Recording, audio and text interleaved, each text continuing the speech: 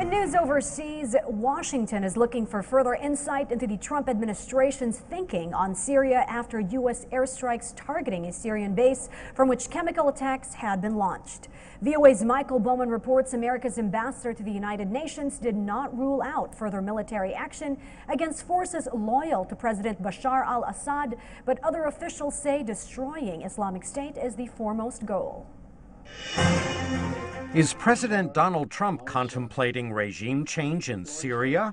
U.S. Ambassador to the United Nations Nikki Haley says President Assad is a stumbling block to a political solution in Syria's civil war. But America's top diplomat suggests removing Assad could be risky. We've seen what that looks like when you undertake a violent regime change in Libya.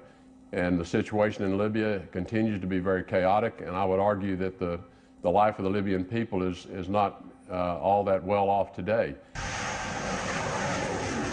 While the United States acted to prevent further slaughter of Syrian civilians, Tillerson says America's main goal is unchanged. Our priority is first the defeat of ISIS. This strike was related solely to the most recent horrific use of chemical weapons against women, children, and as the president said, even small babies.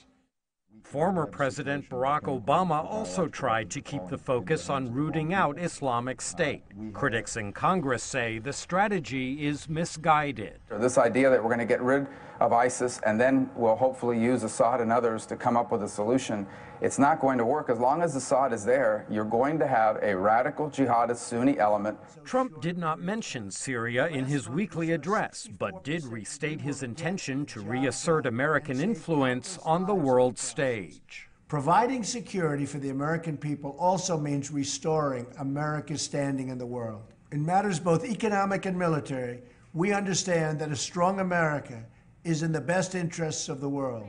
If the president orders further military action in Syria, calls for congressional authorization will grow. I don't think this president should have taken that strike without congressional approval. Congress has itself to blame here. We've sat on our hands for years. I've introduced an authorization to use force. I couldn't get a single vote on it. Amid local reports that Syrian warplanes resumed flights from the base targeted in Friday's cruise missile attack, Trump tweeted an explanation for not targeting the facility's runways, saying they are, quote, easy and inexpensive to quickly fix.